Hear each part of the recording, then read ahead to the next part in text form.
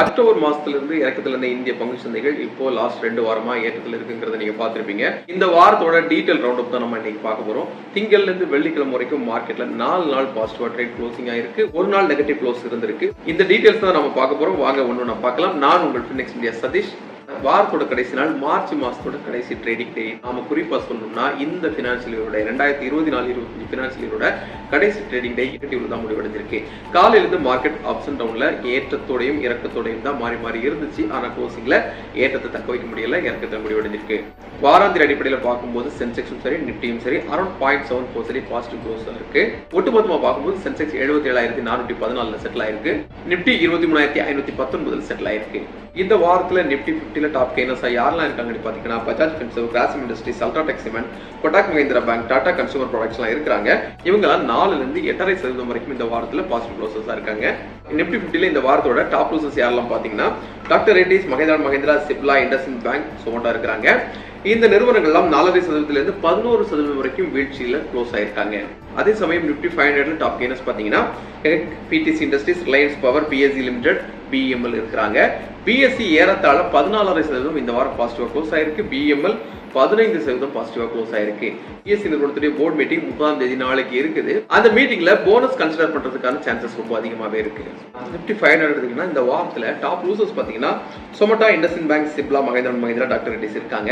கடந்த வாரமே இண்டஸ்இண்ட் பேங்க் 30% மேல நெகட்டிவ்ல க்ளோஸ் ஆயிருக்கு. இந்த வாரமும் 5% மேல நெகட்டிவ்ல க்ளோஸ் ஆயிருக்கு. சொமோட்டா 11.5% நெகட்டிவ்ல க்ளோஸ் ஆயிருக்கு. சிப்லா 5.5%, மஹிந்திரா 4.5%, டாக்டர் ரெட்டிஸ் 4.5% நெகட்டிவ்ல க்ளோஸ் ஆயிருக்காங்க.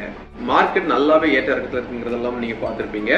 எஃப்ஐகள் கண்டினியூவா இங்க இருந்து விட்டு வெளியே போயிட்டு இருந்தாங்க இல்லையா? சர்ப்ரைஸா இந்த வீக்ல 2-3 டேஸ் அவங்க பர்ச்சேஸ் பண்ணிருக்கிறதுனால இந்த வாரத்தோட நெட் பையிங் 2014 கோடி ரூபாயா பதிவாயிருக்கு. கடந்த 2-3 மாசமாவே எஃப்ஐகள் இந்திய பங்கு சந்தைகள் வித்து பணத்தை வெளியே எடுத்துட்டு இருந்தாங்கிறத நீங்க பார்த்திருப்பீங்க. அதிலும் குறிப்பா பாத்தீங்கன்னா லாஸ்ட் மந்த்தும் அதுக்கு முந்தைய மாசம் ரொம்ப அதிகமா இருந்துச்சு. ஆனால் இந்த தேதி வரைக்கும் மார்ச் மாசத்துல எஃப்ஐகளுடைய நெட் பர்ச்சேஸ் 2014 கோடியா பதிவாயிருக்கு. சோ அவங்க செல்லிங்ல இருந்து ஸ்லைட்டா பாசிட்டிவ் சைடுக்கு திரும்பி இருக்காங்கிறதா இது காமிக்குது. இன்டர்நேஷனல் மார்க்கெட் பார்த்தீங்கன்னா டவ் ஜோன்ஸும் சரி, நாஸ்டாக்கும் சரி 1.5% இருந்து 4% வரைக்கும் இந்த வாரத்துல வீழ்ச்சி தான் பதிவு பண்ணிருக்காங்க. நம்ம மார்க்கெட் ஆனால் பாசிட்டிவா பதிவாயிருக்கு. நம்ம மார்க்கெட் ஓரளவு பாசிட்டிவா இந்த வாரம் க்ளோஸ் ஆனதுக்கு முக்கியமான ரீசன் கடந்த வாரத்துடைய தொடர்ச்சி தான். கரன்சி கொஞ்சம் ரெக்கவர் ஆகுதுன்னு நம்ம ஏற்கனவே சொல்லியிருந்தோம் இல்லையா?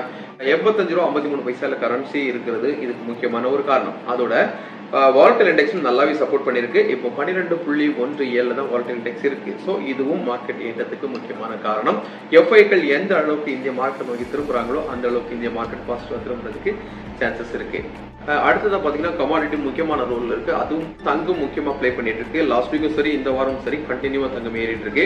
இன்டர்நேஷனல் மார்க்கெட்ல ஒரு அவுன்ஸ் தங்கம் $3126 ட்ரேட் ஆயிட்டு இருக்கிறத நீங்க பாத்திருப்பீங்க. ஏறத்தாழ அதுவும் வாராந்திர அடிப்படையில 2.5% தங்கம் பாசிட்டிவான ரிட்டர்ன் தான் கொடுத்திருக்கு.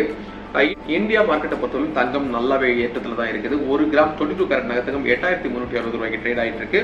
சுத்த தங்கம் 24 கேரட் 1 கிராம் 9,120 ரூபாய்க்கு ட்ரேட் ஆயிட்டு இருக்குங்க. சில்வரும் 1 கிராம் 113 ரூபாய்க்கு ட்ரேட் ஆயிட்டு இருக்கு. 1 கிலோ பொறுத்தவரையில 1,13,000 ரூபாய்க்கு ட்ரேட் ஆயிட்டு இருக்கு. ஏற்ற இறக்கத்தோட ட்ரேட் ஆயிட்டு இருக்கக்கூடிய பிட்காயினும் இந்த வாரத்துல $83,935 ட்ரேட் ஆயிட்டு இருக்கு. வாராந்திர அடிப்படையில் பார்க்கும்போது இது 0.5% டவுன்ல இருக்குங்கிறதையும் நீங்க தெரிஞ்சுக்கோங்க. இந்த வாரத்தினோட மார்க்கெட் நியூஸ் எல்லாத்தையுமே நான் உங்களுக்கு குறிப்பா சொல்லியிருக்கிறேன்.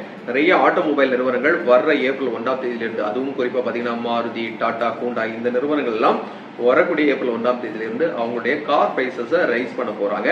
ஆனா இதுக்கு சற்று விதிவிலக்கா மஹிந்திரா ஸ்லைட் நெகட்டிவ் கொடுக்கறதாகவும் ஒரு தகவல் மார்க்கெட்ல இருக்கு. சோ வர்ற 1ஆம் தேதி 2ஆம் தேதி வாக்குல ஆட்டோமொபைலுடைய சேல்ஸ் ரிப்போர்ட் வரும்போது இந்த ஆட்டோமொபைல் ஸ்டாக்ஸ் உடைய சேல்ஸ் இருக்கிறதுக்கு ரொம்ப வாய்ப்பு அதிகம்.